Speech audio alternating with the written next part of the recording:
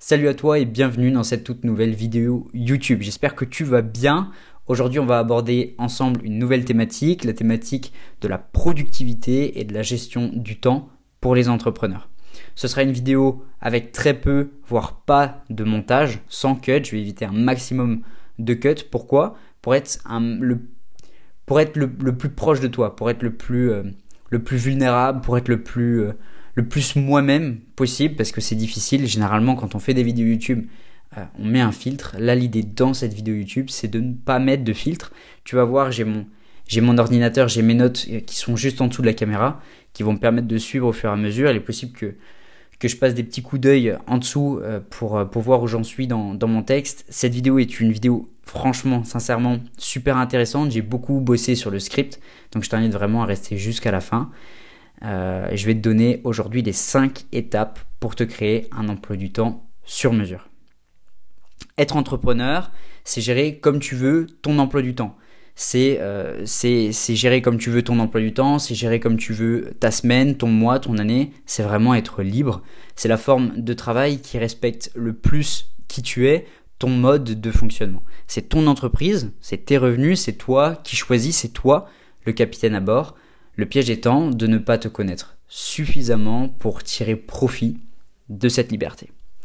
Dans un premier temps, on va voir ensemble à quoi ressemble une bonne journée, la fameuse bonne journée.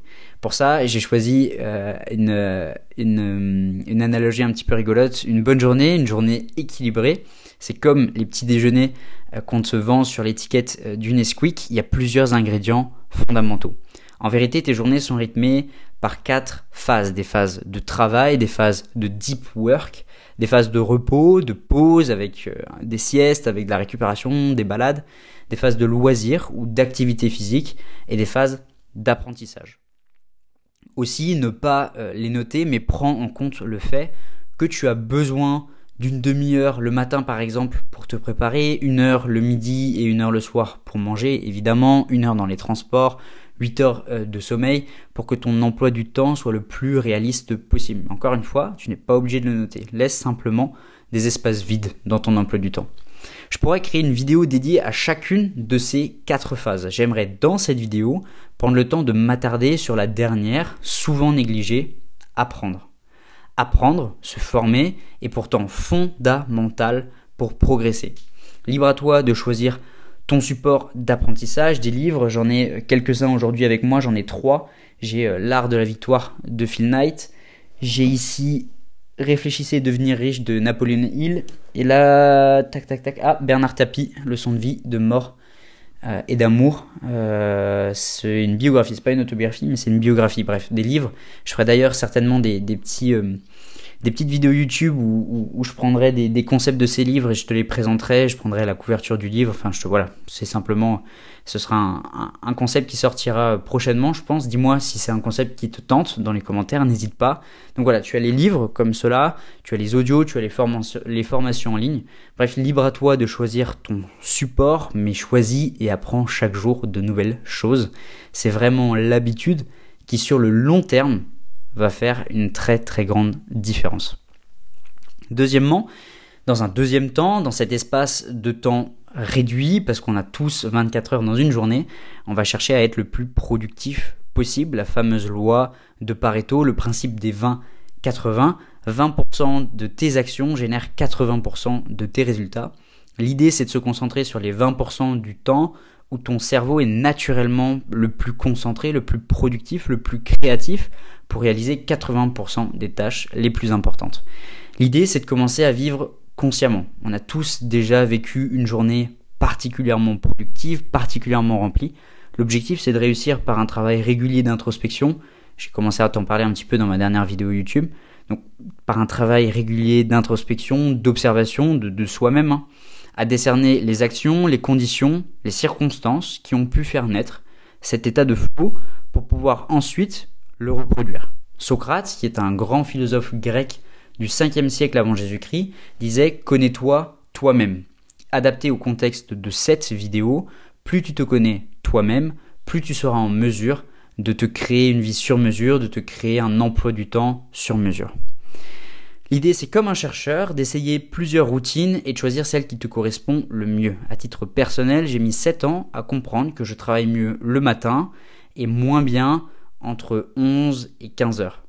Conséquence, le matin, généralement, je me lève à 6 heures, je commence par les tâches les plus importantes, les plus urgentes, et je décale toutes les tâches qui me demandent moins de concentration ou d'être moins productif au début d'après-midi avec tous les calls, les mails, les visioconférences, les interviews, les rencontres, le travail de prospection, bref, toutes ces tâches-là, généralement, je les réserve pour le début d'après-midi. En tout cas, quand on n'a pas cours, c'est comme ça que je fonctionne. Donc une fois que tu as compris ton mode de fonctionnement, l'idée, c'est de le respecter, ce qui me permet de faire une magnifique transition vers mon troisième point, reste discipliné. Ma routine n'est vraiment pas compatible avec des soirées Netflix and chill jusqu'à 3h du matin. Juste, ça marche pas.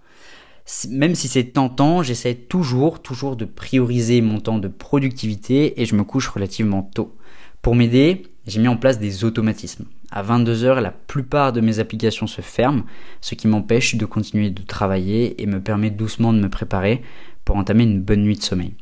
D'ailleurs, si ce genre de soirée devait arriver, ce genre de soirée Netflix and chill ou autre, parce qu'on reste des humains, la conséquence c'est de garder ta routine quoi qu'il arrive. Tu as voulu finir ta soirée Netflix, tu t'es couché à 3h du matin, le lendemain tu te lèves quoi qu'il arrive à 6h, tu rattraperas ton sommeil en faisant des siestes au cours de la journée ou en te couchant plus tôt le lendemain.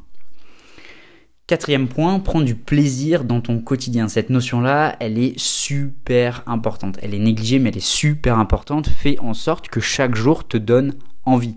Généralement, tous les dimanches, en début de soirée, je me pose 1 heure devant mon ordinateur et je prends le temps d'organiser ma semaine. Il y a naturellement des jours qui me donnent plus envie ou moins envie que d'autres et l'idée c'est de venir équilibrer tout ça, c'est de venir équilibrer les journées qui te donnent moins envie avec des activités qui tu aimes particulièrement, du sport par exemple, une rencontre avec un ami, avec un entrepreneur, de la lecture, une interview, bref c'est une question de ressenti. L'objectif c'est d'avoir le smile à l'idée de commencer ta semaine. 5e et dernier point, reste flexible, on n'est pas des robots. Adapte ton emploi du temps en fonction des périodes de ta vie. Dans des périodes de rush comme le lancement d'une nouvelle activité ou en période d'examen, adapte tes routines, évidemment. Essaie de garder les 4 phases que je t'ai données en début de vidéo, mais simplement dans des proportions différentes. D'ailleurs, ces phases de rush sont très intéressantes. Ce sont aussi des phases de test pour mieux apprendre à te connaître. J'en parlerai certainement dans une prochaine vidéo. Je te laisse réfléchir à tout ça et je te dis à la semaine prochaine pour une nouvelle vidéo. Allez, ciao!